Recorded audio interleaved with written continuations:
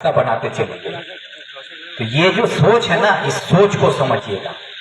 और अगर मुसलमानों की तरक्की का बात करें तो आज आप बताइए कि वक्फ बोर्ड के पैसे को हम दरकिनार कर देते हैं, लेकिन सच्चार कमेटी का नाम आप लोग सुने हैं।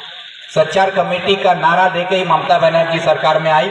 वो आके बोली कि मुसलमानों के साथ बंगाल में ज्यादती हो रहा है, इन मुसलमानों का हक नहीं मिल रहा है। वामफ्रंट सरकार मुसलमान का हालत बद से बदतर कर दिया है, नौकरी में जगह नहीं है, सरकार इनको तालीम नहीं दे पा रही है, इनके लिए रोजगार नहीं है। सच्चार कमेटी रिपोर्ट ये बताती है कि बंगाल के आदिवासियों से भी बदतर हालत में मुसलमान हैं।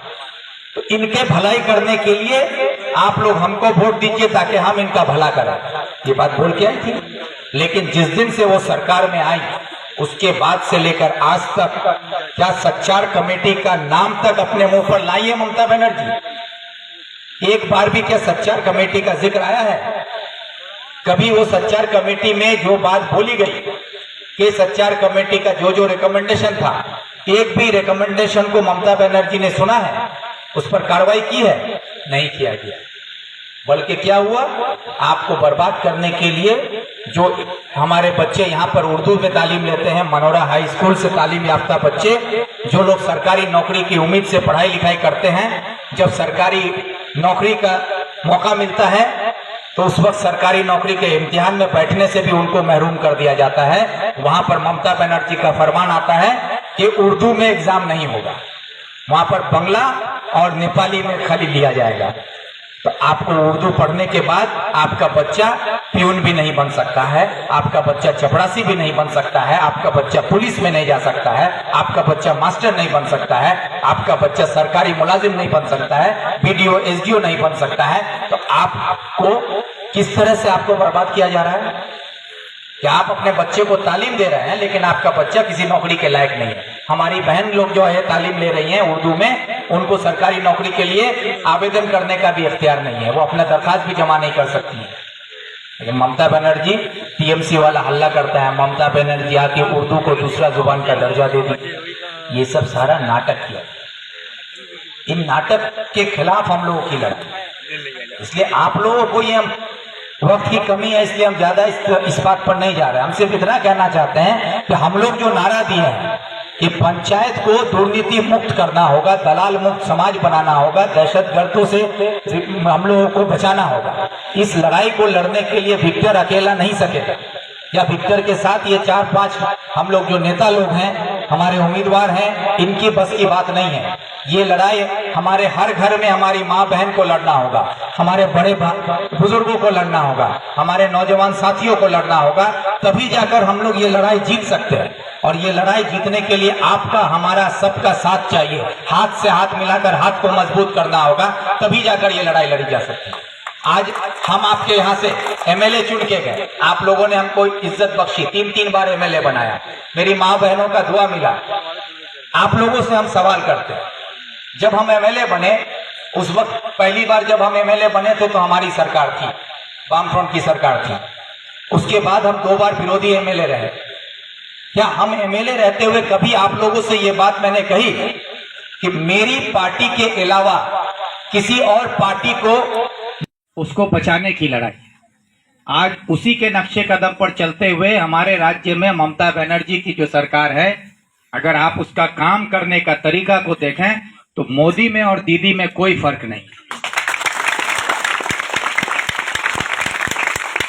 सिर्फ फर्क इतना है कि मोदी की जुबान से निकलता है तो हिंदू और मुसलमान, और दीदी के जुबान से निकलता है मुसलमान और हिंदू। वो मोदी पहले हिंदू हिंदू करता है और दीदी पहले मुसलमान मुसलमान करती है।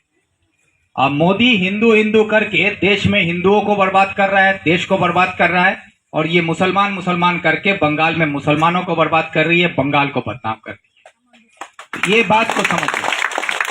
आज ममता बनर्जी सर पर दुपट्टा लगाकर दोनों हाथ उठा के तस्वीर खिंचवा के गांव-गांव में तृणमूल का नेता लोग टांग देता है। ईद के वक्त आप लोग देखे होंगे कि ममता के सर पर आंचल और दोनों हाथ उठा के दुआ मांग रही है, उसका तस्वीर गांव-गांव में लगा दिया गया और नीचे लिख दिया गया ईद मुबारक। आप लोग सब कोई तस्वीर देखे तो ऐसा लगा कि ममता बनर्जी असली मुसलमान है और उसके दुआ से ही हम सबको जन्नत मिल जाए। लेकिन हम अपने घर में अपनी माँ बहन को इज्जत नहीं करते। बेटा माँ से झगड़ा करता है, शौहर बीवी को मारता है। समाज में हम लोग अपने घर की औरतों को इज्जत नहीं देते हैं। लेकिन एक नौटंकी करने वाली ममता बनर्जी सर पे चंद मिनट के लिए आंचल रख लेती है, तस्वीर खिंचवा लेती है, तो हम लोग उसको असली मुसलमान मान लेते हैं।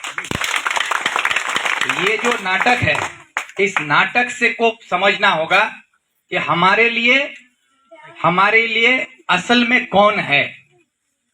हमदर्द बनना एक अलग बात है, हमदर्दी जताना एक अलग बात है। कोई आपका हमदर्द बन के आएगा, कोई आपसे हमदर्दी जताएगा, लेकिन वक्त पर आपके साथ कौन खड़ा रहेगा ये आपको पहचानने की जरूरत है। आज आप लोग क्या करते हैं कि तृणमूल का नेता लोग आएगा वोट मांगने के लिए, तो वोट मांगने के लिए आएगा तो वो बताएगा ना कि हम क्या काम किए हैं, वो बता के वोट मांगेगा। लेकिन तृणमूल का नेता लोग आज कोई काम बता, जो लोग दिन रात उन्नयन उन्नयन उन्नयन का नारा देता था कि किस उन्नयन के नाम पर उसको वोट चाहिए, आज आकर क्या बोलता है, आपको धमकी देके कि ममता वोट नहीं देवो तो लक्खी भंडार बंद करे, ममता वोट नहीं देवो तो राशन बंद हो जाते, ममता वोट नहीं देवो तो कन्याश्री। आज आपको डराया जाता है। क्यों डरा रहा है? हम भी एमएलए थे, आप लोग हमको 3 बार इस इलाके से एमएलए बनाए हैं, आप लोगों ने हमको इज्जत दी, इस इलाके का नुमाइंदा बना के पश्चिम बंगाल सरकार के सबसे बड़े हाउस में असेंबली में घुसाया। हम एमएलए थे उस वक्त, पहली बार जब बने तो उस वक्त 34 साल वामफ्रंट की हुकूमत थी, बाद में भी हम रहे, 2 बार एमएलए रहे, ममता की हुकूमत। क्या हमने आपसे कभी कहा कि आप मेरी पार्टी को छोड़कर किसी और पार्टी को आप वोट नहीं दे सकते हैं? कभी हमने कहा कि मेरी पार्टी के अलावा किसी का नॉमिनेशन जमा नहीं होगा, मेरा पार्टी को छोड़ के किसी और का वोट आप नहीं दे सकते हैं, आपको बूथ में जाने नहीं देंगे, आपको घर से निकलने नहीं देंगे, आपका रास्ता बंद कर देंगे, आपका इंदिरा आवास छीन लेंगे, आपका रोजगार में नुकसान पहुंचाएंगे? कभी ऐसी कोई धमकी हमने दी? क्यों नहीं दिया? हमने आपको कभी कोई धमकी नहीं दी। क्यों? क्योंकि हम लोग जमहूरियत पसंद लोग हैं। हम लोग जानते हैं कि जो आवाम हमको वोट देकर, इज्जत देकर इस लायक बनाया है कि हम आवाम का नुमाइंदा बनकर हम विधानसभा में जा सकें, सरकार से आपकी बात कर सकें, तो ये ताकत हमको आप लोगों ने दी। तो जो ताकत आप लोगों से मिली है वो ताकत आपके काम आना चाहिए। इसलिए हम लोग हमेशा ये कोशिश किए कि आपको आपका हक मिले।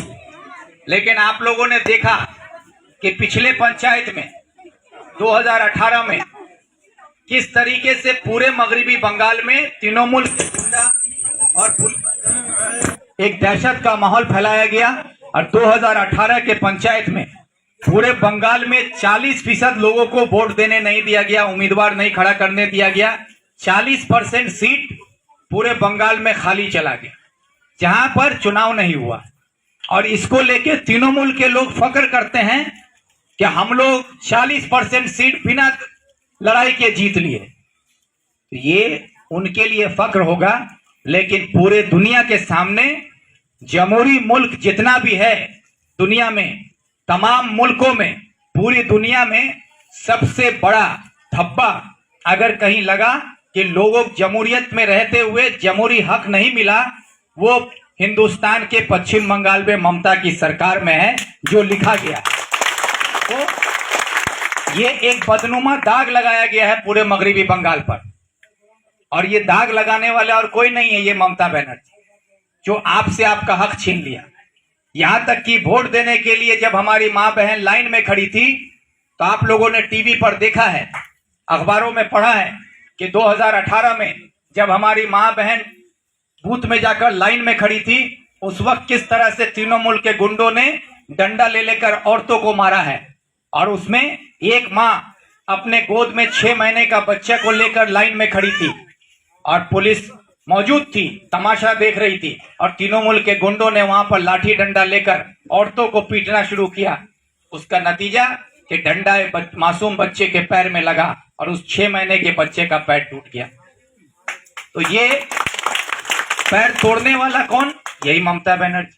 आज एक सरकार को अगर आवाम पर भरोसा नहीं है तो इसका मतलब वो सरकार के लायक नहीं है।